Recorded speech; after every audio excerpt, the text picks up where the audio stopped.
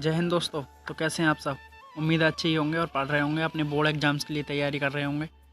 आज मैं आपके लिए लेकर आया हूँ 2020 हिंदी का प्रश्न पत्र, जो कि 801 MC इसका कोड है। सबसे पहले मैं आपको बता दूं कि आपको बोर्ड एग्ज़ाम में कभी भी घबराना नहीं है। ऐसा आपको प्रश्न पत्र मिलेगा और आपको ये 15 मिनट पढ़ने के लिए दिए जाते हैं। और सबसे पहले आपको प्रश्न पत्र मिलते ही यहाँ पे अपना अनुक्रमांक, यहाँ पे अपना नाम लिखना होता है, ताकि आपका अगर प्रश्न पत्र खो भी जाए तो आपको इसका पता चल जाए नाम से और कोई भी चीटिंग की संभावना ना हो। तो सबसे पहले आपको ये प्रश्न पत्र मिलता है बोर्ड एग्जाम में। देखिए 2020 का कैसा प्रश्न पत्र है, और 2022 में भी ऐसा ही प्रश्न पत्र आएगा। केवल 30% सिलेबस सरकार द्वारा कम किया गया है, जिसकी वजह से कुछ चैप्टर्स जो आपकी बुक में से हटा दिए गए हैं, तो उससे थोड़ा बहुत ही फ़र्क पड़ेगा, लेकिन ज़्यादा फ़र्क पड़ने वाला नहीं है। तो आप इससे ही इस पेपर को ही देखकर अनुमान लगा सकते हैं कि कैसा पेपर 2022 में 10वीं में बोर्ड में हिंदी का आने वाला है। तो चलिए वीडियो शुरू करते हैं। मैं आपको इस पेपर का रिव्यू कराऊंगा पूरा, और अब मैं आपको बता दूं कि आने वाली अगली वीडियो में मैं इसका सॉल्यूशन आपको पूरा दूंगा, लेकिन इस वीडियो में सिर्फ मैं आपको इसका सॉल्यूशन करा रहा हूं। तो चलिए मैं दिखाता हूं आपको। तो सबसे पहले आपका ये हिंदी 2020 का प्रश्न पत्र है। ये केवल प्रश्न पत्र है, यहाँ पर लिखा हुआ है। ये केवल इसमें क्वेश्चन हैं, आंसर आपको अपनी नोटबुक में जैसे ये है इसमें ऐसे लिखने होते हैं। तो आने वाली अगली वीडियो में मैं आपको ये बताऊंगा कि कैसे लिखें, क्या क्या सब कुछ। तो चलिए इस वीडियो को इसका रिव्यू करता हूँ मैं पेपर का। तो सबसे पहले आपको 3 घंटे 15 मिनट का जो समय मिलता है, 3 घंटे आपको पेपर करने के लिए और 15 मिनट इस पेपर को आपको पढ़ने के लिए दिए जाते हैं बोर्ड में। पूर्णांक आपका यानी नंबर आपके 70 होते हैं। आपको जैसा पता ही है 30 नंबर आपको स्कूल से प्रैक्टिकल के रूप में मिलते हैं और 70 नंबर का आपका ये पेपर होता है। यहाँ पर लिखा भी है साफ साफ शब्दों में कि प्रारंभ के 15 मिनट परीक्षार्थियों को प्रश्न पत्र पढ़ने के लिए दिए गए हैं। चलिए आगे बढ़ते हैं। अब यहाँ से पेपर आपका शुरू होता है। तो प्रश्नोत्तर संख्या 1 यानी क्वेश्चन नंबर 1 से शुरू होता है यहाँ से आपका। तो आपको एक कथन दिए गए हैं, उनमें से कोई एक कथन सही है, उसको आपको लिखना होता है अपनी नोटबुक में। तो इसमें से देख लेना आप कौन सा कथन सही है, उसको एक लिखना है। खा, पहले का खा, इसमें देखना है आपको निम्नलिखित कृतियों में से किसी एक कृति का आपको लेखक का नाम लिखना है बस। बर्फ की गुड़िया धर्मवीर भारती, विचार बीती, कंकाल जयशंकर प्रसाद का है, तुम चंदन हम पानी। आप देख लेना इनमें से चारों में से कोई एक आपको लिखना है और इन आप चारों को याद कर लें। चलिए अगला क्वेश्चन देखते हैं।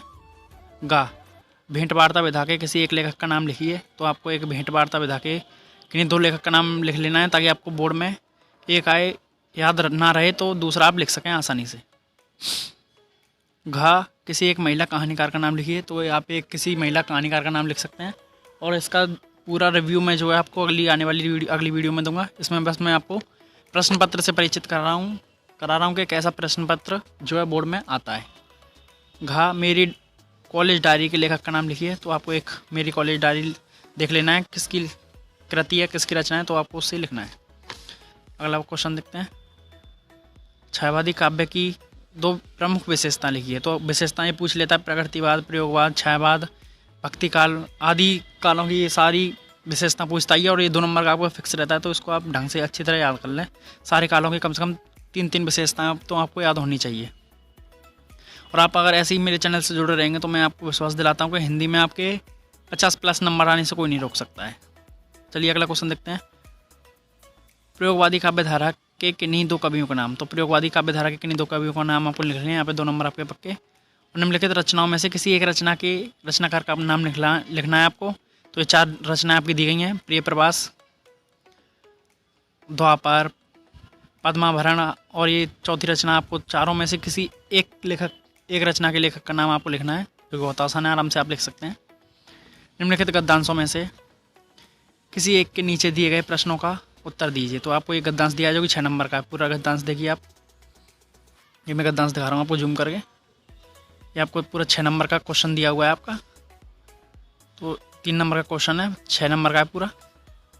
आप इसको आसानी से देख के कर सकते हैं, और अगर आप पढ़ के जाएंगे तो कुछ भी आपके लिए ऐसा नहीं आएगा जो आपसे ना हो और आपकी किताब के बाहर आया हो। तो इसका खाए ये अथवा में दिया रखा है आपको, या तो आप उसको करिए, या ईर्ष्या वाले पार्ट से दिया हुआ है आपके। ईर्ष्या तू न गई मेरे मन से, रामधारी सिंह दिनकर जी का चैप्टर है। इसको भी आप आसानी से सॉल्व कर सकते हैं। इसका एक तो आपको संदर्भ लिखना होता है, एक इसकी व्याख्या करनी होती है, और ये आपको एक क्वेश्चन दिया हुआ है, इसमें से ये आपको एक क्वेश्चन ढूंढ के करना है। आसानी से ये मिल जाएगा। तो 2 नंबर इसके आपके पक्के। क्वेश्चन नंबर 4 देखते हैं। जो आपको एक संदर्भ सहित व्याख्या करनी है। ये जो पद्य से दिया रहता है ये भी 6 नंबर का है। इसको भी अगर आपने सारे चैप्टर पद्य के पढ़ रखे हैं तो आसानी से आप इसको कर सकते हैं। अगला चैप्टर देखते हैं। अगला क्वेश्चन उसका ही खा है, जो कि या तो आप उसे करिए या आप इसको कर लिए, दोनों 6 नंबर के हैं, कोई भी आप कर सकते हैं। प्रश्न संख्या है 5, जो कि जीवन परिचय पूछा था एक गद्य से एक पद्य से। तो आप गद्य में आप जयशंकर प्रसाद और तुलसीदास और डॉक्टर राजेंद्र प्रसाद का याद कर लिए। इन तीनों में चारों में से कोई एक फंसी जाता है हर बार, तो इसमें राजेंद्र प्रसाद जी का पूछा गया है गद्य में। पद्य में देखते हैं निम्नलिखित कवियों में से किसी एक कवि का जीवन परिचय और उसकी एक किसी रचना का नाम लिखना होता है, जो कि 3 नंबर का क्वेश्चन है। ये देखिए यहाँ पे 2 नंबर का जीवन परिचय, 1 नंबर की रचना, 3 नंबर आपके पक्के। पद्य में देखिए आप तुलसीदास जी का मैंने अभी बताया था, ये फंस गया यहाँ पे, तो तुलसीदास जी का आ गया यहाँ पे। कभी सूरदास जी का भी आ जाता है, तो आप या ढंग से याद कर लें अच्छे से। चलिए आगे बढ़ते हैं। क्वेश्चन नंबर है आपका 6। तो ये संस्कृत पाठ से पूछा जाता है, आपका संस्कृत से पूछा जाता है ये, या तो आप इसकी हिंदी में अर्थ लिखिए, हिंदी में अनुवाद कीजिए, या जो आपको ये 2 कविता लाइनें दे रखी हैं इसका हिंदी में अर्थ अनुवाद कीजिए, अथवा में दानों दे रखे हैं ये, तो आप आराम से इसका कर सकते हैं। देखो ये दिखा रहा हूँ मैं आपको। अगला क्वेश्चन देखते हैं। क्वेश्चन नंबर 7, जो कि एक श्लोक की बात कर रहा है। अपनी पाठ्य पुस्तक से याद किया हुआ कोई श्लोक आप लिख सकते हैं। ये 2 नंबर का क्वेश्चन है। 7वें का खा, निम्नलिखित प्रश्नों में से किन्हीं 2 प्रश्नों के उत्तर संस्कृत में दीजिए। तो आपको ये 4 प्रश्न दे रखे हैं संस्कृत के, इन चारों में से आपको किन्हीं 2 का उत्तर देना है, जो कि संस्कृत में देना है। ये हिंदी के हैं, संस्कृत में आपको उनका उत्तर देना है। क्वेश्चन नंबर 8 देखते हैं। तो ये आपको जो लाइनें दे रखी हैं, ये पूछ रहा है कि उपयुक्त पंक्तियों में प्रयुक्त रस का नाम, तो आप इसमें इन दोनों पंक्तियों में रस का नाम लिख सकते हैं। और ये 2 अथवा में दे रखी हैं, या फिर इस हास्य रस की यहाँ पे परिभाषा दे सकते हैं आप। या तो इन पंक्तियों की दोनों की आप रस का नाम लिख दीजिए तो 2 नंबर मिल जाएंगे, या फिर ये 8वें का ही ये अथवा में दे रखा है हास्य रस की परिभाषा और उदाहरण, तो इसको भी कर सकते हैं। तो ये भी आपका 2 नंबर पक्का हो जाएगा यहाँ से। तो यहाँ देखते हैं खा, 8वें का खा, तो रोला छंद का लक्षण एवं उदाहरण, यानी रोला छंद का जो रोला छंद है जो आपके में, उसका एक उदाहरण और एक उसकी परिभाषा पूछ रहा है, ये भी 2 नंबर का है। या फिर अथवा में ये आपको पंक्तियां दे रखी हैं, इनमें प्रयुक्त छंद का नाम, यानी इन दोनों पंक्तियों में जो भी छंद उपयोग हुआ है उस छंद का आप नाम लिख सकते हैं इन दोनों में। अब गा, निम्नलिखित प्रयुक्त अलंकार का नाम, यानी गा में आपको एक अलंकार का नाम लिखना है। चरण कमल बंदो हरिराई, तो एक सूरदास जी के चैप्टर से लिया हुआ है, ये आपको अलंकार का नाम लिखना है। या फिर अथवा वाले को कर सकते हैं, उत्प्रेक्ष अलंकार का एक लक्षण और उदाहरण दीजिए, तो इसको भी आप कर सकते हैं। या तो इसको कहिए या इसको कीजिए, 2 नंबर आपके यहाँ से भी पक्के हो जाएंगे आसानी से।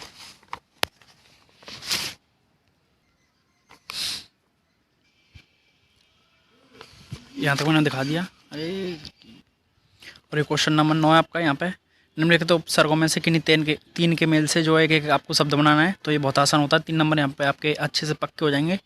आपको ये थोड़ा सा इसका अभ्यास करना है बस, ये ज़्यादा कठिन नहीं आता बोर्ड में। अधि से आप अधिकार, अधिमान, अधिनियम कुछ भी बना सकते हैं। सु से सुशासन, सुकुमार, आ से अकाल वगैरह बहुत सारे आप बना सकते हैं, कुछ भी बना सकते हैं। तो 3 नंबर यहाँ पे आपके भैया पक्के हो जाएंगे, अब से भी आप बना सकते हैं। तो चलिए अगला क्वेश्चन देखते हैं।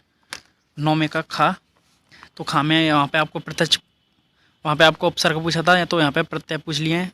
इन चारों में से किन्हीं 2 के में से आपको प्रत्यय बनाना है। अगला क्वेश्चन देखते हैं।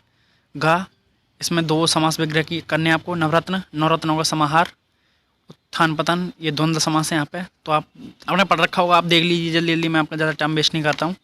अगला वीडियो में बनाऊँगा उसमें मैं आपको इसका फुल सॉल्यूशन दूंगा, उसमें आप थोड़ा सा टाइम लग सकता है, लेकिन इस वीडियो में आपको ज़्यादा लंबा नहीं करूँगा। और निम्नलिखित में से 2 के तत्सम रूप लिखना है इसमें।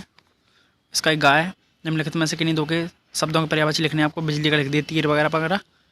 तो क्वेश्चन नंबर 10, निम्नलिखित तो में से किन्हीं 2 की संधि कीजिए। तो ये 4 आपको संधि दे रखी है, 1 नंबर की संधि है। 4 में से किन्हीं 2 की संधि आपको करनी है। और खा है 10वें का, निम्नलिखित शब्दों के रूप षष्ठी विभक्ति एक वचन में लिखिए। तो ये आपको लिख रखे हैं यहाँ पे, षष्ठी विभक्ति में आपको इनके रूप लिखने हैं। और गाय 10वें का, निम्नलिखित में से किसी एक धातु लकार पुरुष तथा वचन का उल्लेख कीजिए। तो इसमें से आपको जो भी एक आ रहा हो उसमें से आप लिख दें, ये भी 2 नंबर का है आपका। क्वेश्चन नंबर घा देखते हैं 10वें का। तो निम्नलिखित में से किन्हीं 2 वाक्यों के जो है संस्कृत में आपको अनुवाद करने हैं। ये जो हिंदी दे रखी है आपको, इनकी संस्कृत लिखनी है, किन्हीं 4 में से 2 की।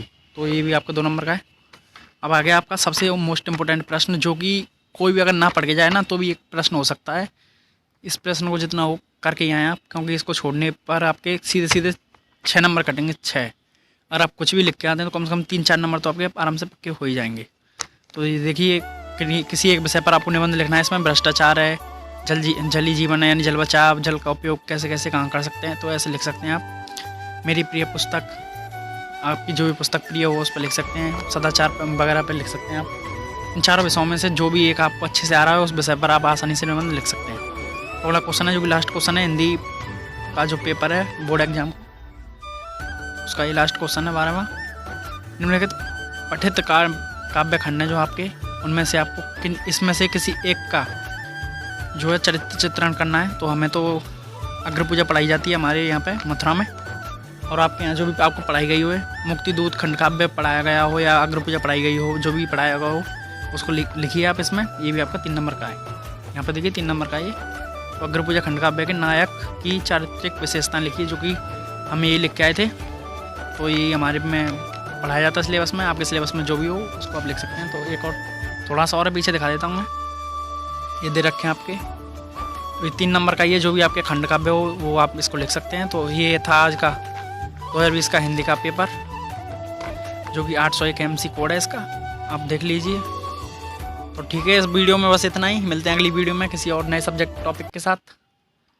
और आप ऐसे ही पढ़ते रहें, अच्छे से मेहनत करते रहें। इस बार 2022 में आने बोर्ड एग्जाम होगा ही होगा, क्योंकि एक साल 2021 में बच्चे वैसे ही प्रमोट हो गए थे, लेकिन इस बार बोर्ड एग्जाम होने के पूरे चांसेज हैं। तो आप अच्छे से मेहनत करें, अच्छी परसेंट आएगी तो अच्छे कॉलेज में आपको एडमिशन मिलेगा। आगे भी आपको बहुत सारी परसेंटेज की वजह से आने वाली बाधाएं, उनसे निजात मिल जाएगी। तो अच्छे से मेहनत करें। धन्यवाद।